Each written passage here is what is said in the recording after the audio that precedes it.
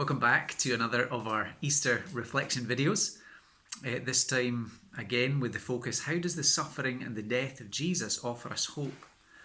And again, let me say, if I haven't said it already, if you've got any questions about the Bible, about Christianity, about the meaning of Easter, please do get in touch with us through our website. Also sign up through our website if you want to come and join us for any of our Sunday services. And you can, of course, subscribe to YouTube to get alerts for our regular teaching. Well, today we're going to be thinking about this supernatural darkness that fell as Jesus died, and to think about the remarkable light that brings, the hope that brings to the world. We, I am sure, are familiar with the saying, the darkest hour is just before the dawn. I have no idea if that is true, but we know, don't we, what is being said by that popular phrase. Things may seem bleak and may seem hopeless now, but hold on, light will dawn, hope is coming. As people, it seems we are hardwired to hope. Just now we're all longing, aren't we, for an end to restrictions and normality to return, and no doubt we all have our post-pandemic wish lists. What we might not know is that it was Christianity that introduced to the world the idea that history makes progress. So Christianity has hope hardwired into its teaching. In the Bible, that progress, the climax of history, is nothing less than the return of Jesus, the renewal of all things, and of God and his people living in perfect love and peace and joy for all eternity. So that's where history is progressing in God's plan. Now it's interesting when you look at sort of Western society, so since the 19th century, by and large, rejecting the idea of God, but what has been retained, what's been kept, is the idea that history is always progressing. But with a key difference, like now that God has been removed from the picture, hope isn't placed on God making progress. Hope is now based on us as people making progress. So hope becomes pinned on science and technology and education and enlightenment, with the dream that utopia is just around the corner. A belief that progress is inevitable, but without reference to God's purpose and without God's view of what that progress would look like. What's been the reality? Again, people look to the very brutal and bloody 20th century, which in large measure exploded that notion of inevitable human progress. And even in the last 12 months, we've seen, haven't we, that pandemic and racism and violence against women challenge that idea still further. It seems that when our hope is pinned on human improvement, hopes will be disappointed. Darkness will always descend again.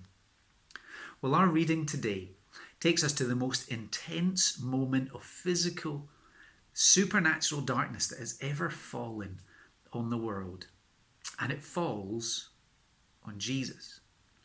Yet from these 3 dark hours, the eternal light of God's love shines.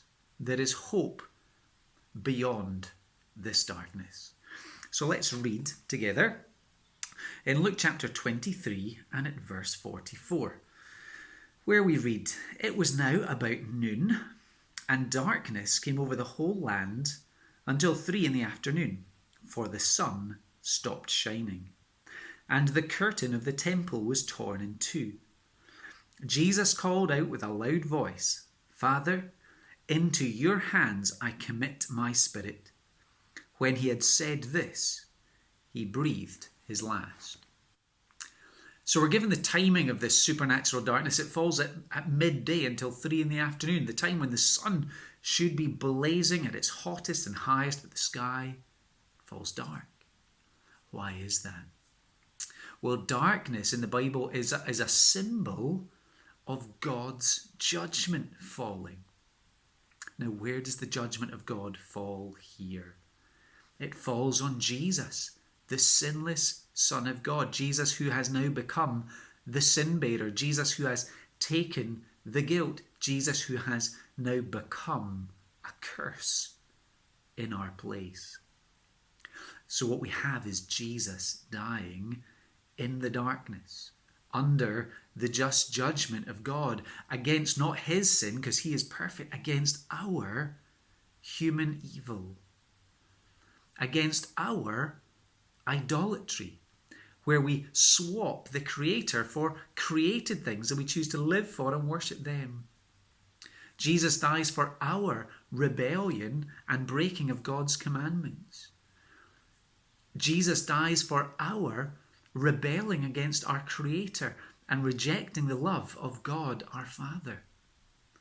What we see in this darkness is Jesus as our perfect substitute, willingly entering into the darkness so that we might enjoy the light of life. And it's out of this darkness that the light of Jesus' love shines. 3 details to recognize. 1, that Jesus gave up his life. He called out with a loud voice, "Father, into your hands I commit my spirit." When he'd said this, he breathed his last.